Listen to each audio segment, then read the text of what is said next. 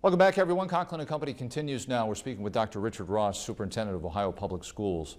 And Doctor, we were talking about the Straight A Fund, $250 million eligible for Ohio's public schools. How do you go about getting it? Say, I want in on that Straight A Fund. The Straight A Fund came out of the governor's office, and it was approved by the legislature in this last budget bill.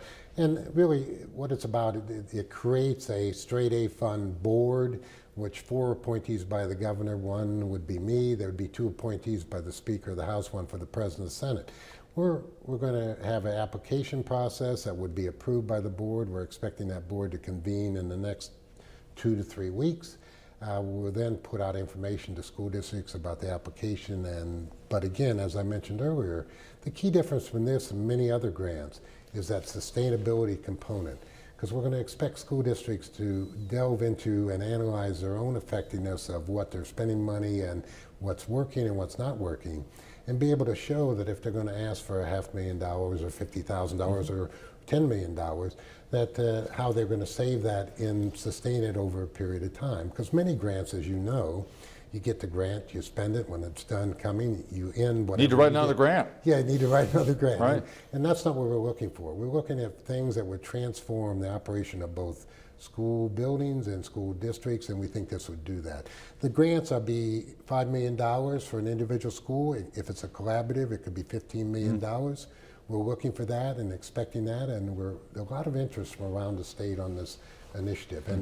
But I think some people are really looking and delving into trying to come to grips with this sustainability component of it. Oh, okay, and this is in addition to the revamped school funding formula that the governor, and I imagine this panel that you're part of, came up with, that we need 7 hours to explain how each school district gets what it gets. Can you take 30 seconds? The school funding, I mean, as we talk about school funding, and as I mentioned earlier, school funding, we tried to, out of the governor's office, create a focus more on students and the particular needs of students. That is very difficult when you have a state as diverse as what we have, and so I think as we worked through the Senate and the House, we were just glad we had a school funding bill approved. So, but this is, as you said, an addition.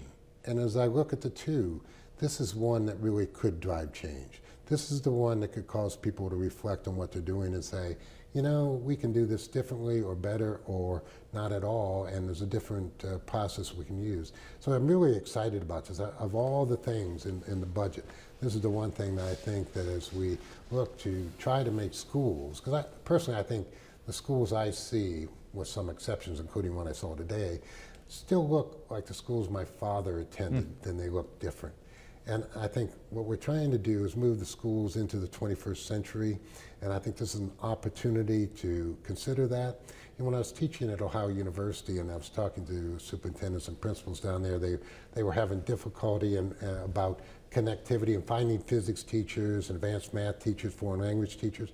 And so part of this could be the concept, maybe we do virtual learning in a collaborative among 10 to 15 school districts, and so you can have a German class, you could have physics 2, and the quality of the instruction coming in can be garnered from really anywhere in the world if we're smart about it. So we're looking for a lot of different ideas, but I want to be clear, a lot of times there's prescriptions from Washington or Columbus about what you shall do. You know, as I talk to literally hundreds. It's dizzying. It is. To see all the. But as I talk to teachers and principals and superintendents around the state as we were doing the budget bill, I was amazed at the ideas because I was asking them about how to improve student learning. And it was different in Rock Hill than it was Ottawa Hills. It was different in Toledo than it was Columbus.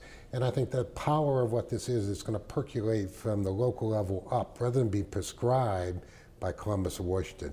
Because I think if there's ownership at that local level, that's going to make the difference. It's going to provide ownership, and it will lead to greater success with this program. All right. You mentioned the differences between an Ottawa Hills or a Toledo Public Schools, and there are vast differences. And I can remember talking to the superintendent of Toledo Public Schools, Dr. Pecco, before he retired, about when word came down that you were going to change the grading system. And there was great consternation over A to F, as opposed to academic achievement or continuous improvement or excellence or excellent with distinction. Why the change, and what benefit, what difference will this make? The thrust that I had, and I advocated this for a long time, because part of this is creating that transparency, an understanding with our customers and the taxpayers, the moms and dads, because there's not many people out there that don't know what an A or an F means. They do know that.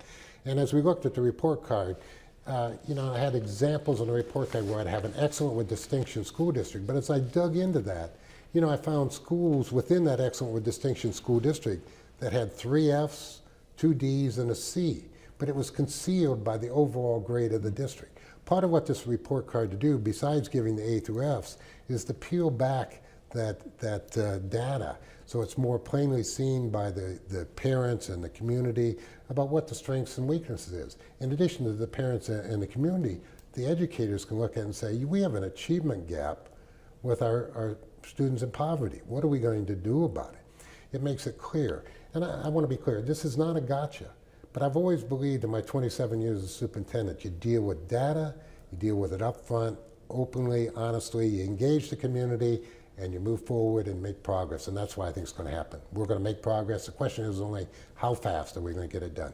All right, the 3rd grade reading guarantee, the Straight A initiative, and the A to F report card, all part of what we'll see in the upcoming school year. Dr. Richard Ross, Superintendent, Ohio Department of Education, thank you so much for coming in today on Conklin and Company. And we'll continue right after this.